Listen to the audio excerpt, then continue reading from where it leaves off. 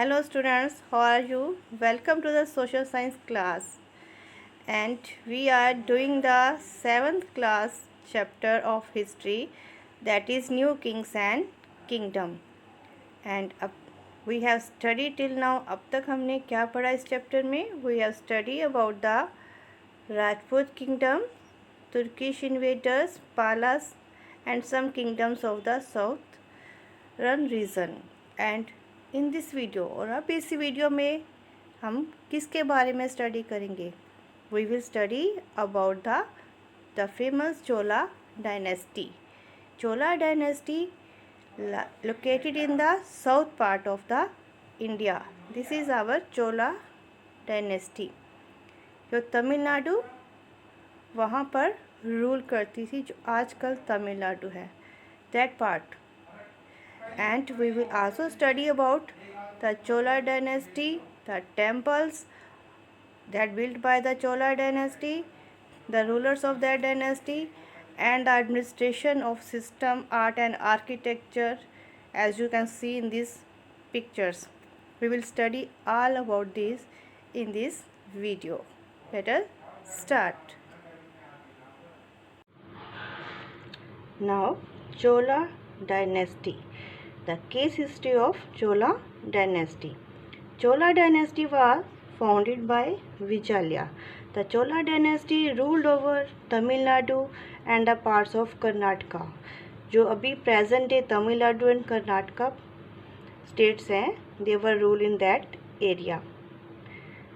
The period of their rule is referred to as the classical age of South Indian history. It is the best period because at that time many new improvements were done in agriculture as well in the other fields. And the main rulers of this Chola dynasty were Raja Chola and his son Rajendra Chola. They were the famous king of the Chola dynasty. They expanded the Chola dynasty and defeated the Cheras and the Palas. And they also introduced the self-local government, that is the main feature of the Chola dynasty, and also made many improvements in the agriculture system. That is why we can say that Chola dynasty is the classical age of South Indian history. Rajendra Chola, he ascended the throne of his father Raja first. उसकी death के बाद राजेंद्र चोला बना. राजेंद्र चोला ने अपनी military power और administrative skill से श्रीलंका और उसके आसपास के एरिया सुमात्रा, मालया आइलैंड्स पर भी कंट्रोल कर लिया. And he also defeat the King Pala that rules in the river Ganga Valley region. And that's why his name become the Gangaikonda. और वो अपनी विक्ट्री को सेलिब्रेट करने के लिए, दिखाने के लिए उसने गंगा का रिवर का वाटर अपने साथ लेके आया था अपनी किंगडम चोला डायनेस्टी में, that is in Kerala. And he make a new kingdom. That name was Gangaikonda Cholapuram. और अपनी इसने नई किंगडम बनाई, उसका नाम रखा Gangaikonda Cholapuram.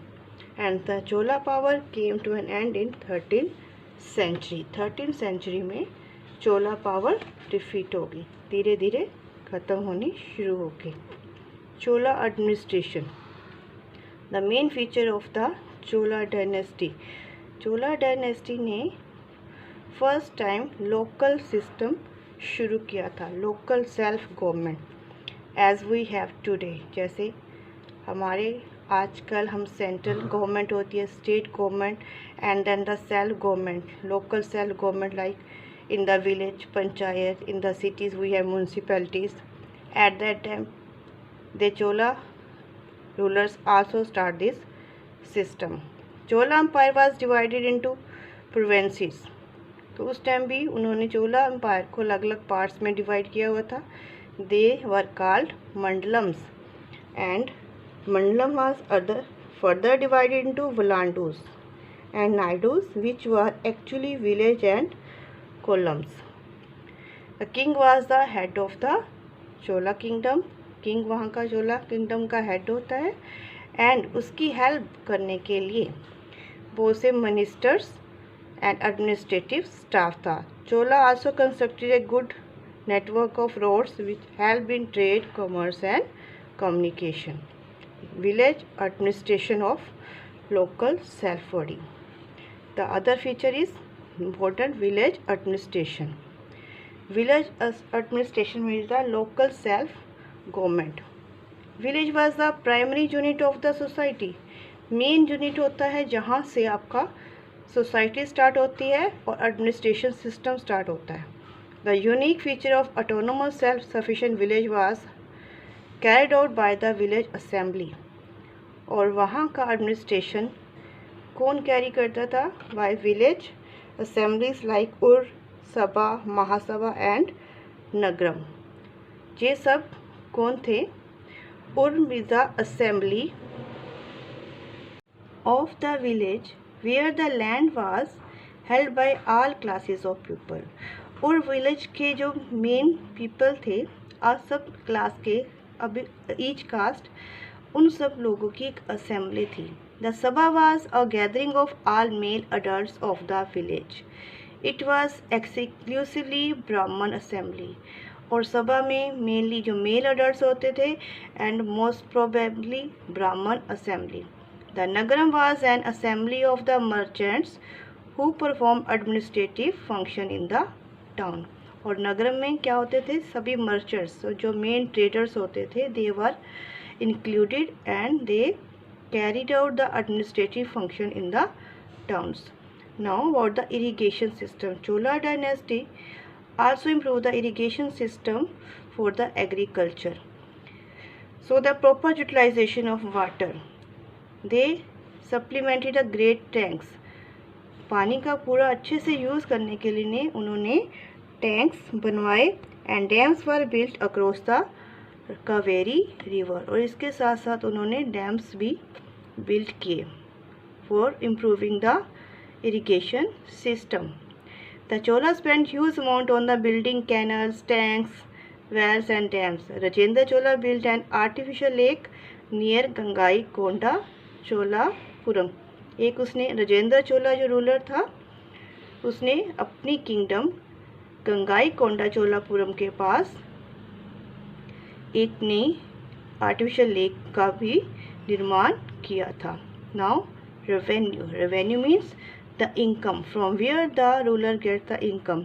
Land revenue was the main source of income. उनका मेन इनकम का सोर्स कौन सा होता है? Land revenue. जैसे आजकल गवर्नमेंट आपके ऊपर टैक्स लगाती है, land tax, toll tax, income tax. उस टाइम भी टैक्स लगाए जाते थे. These were the main sources of the income and land revenue was collected by village assemblies. इसके अलावा दूसरे टैक्स है जैसे trade, forest, mines, irrigation, salt etcetera. The state charge 1/3 of the produce. और स्टेट कितना टैक्स लेती थी? जितना प्रोडक्शन होती थी एग्रीकल्चर उसका 1/3 स्टेट को मीन्स किंग को दिया जाता था. And they use this taxes for maintaining army and other stately affairs.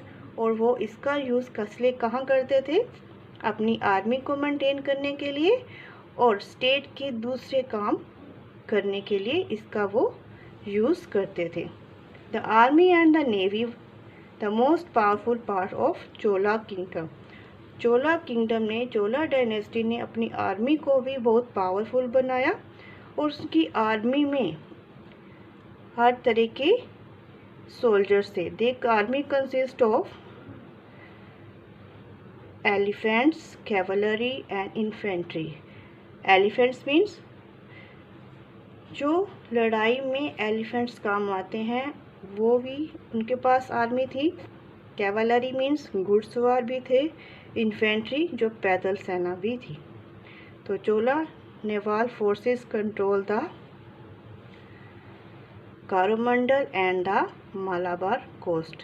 Chola naval, यानी उनके पास नेवी भी थी जो सी के थ्रू, सी में जाकर बैटल फॉट करते हैं। And they control over the area of Coromandel and Malabar. Chola temples and architecture, Chola dynasty के टाइम उनके रूलर्स ने टेम्पल्स भी बनवाए।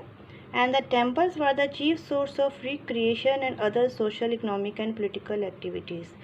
और टेम्पल सिर्फ वर्शिप के लिए नहीं, they were the main source of recreation, enjoyment के लिए, social, economic and other political activities के लिए भी यूज़ किए जाते थे।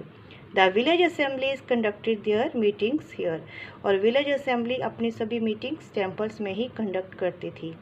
And the temples of that time was made in the Dravidian style. And the main temples were Raja Rajeshwara temple. The famous Nataraja or the dancing Shiva at the great temple Chidambaram is very famous. And that shows that Cholas were the great patronized of the painting, जिससे पता चलता है कि चोलास को paintings में कितने interest है और कितना उन्होंने उसको एक्सपेंड करने के लिए कोशिश की। राजा राजेश्वर टेम्पल में प्रदक्षिणा पथ है जिसके लिए वो फेमस है। प्रदक्षिणा पथ क्या होता है? टेम्पल्स के सराउंडेड, आसपास जो जगह होती है, that is the main style of the Raja Rajeshwara temple. I hope all of you understand this chapter, New Kings and Kingdom. Thank you.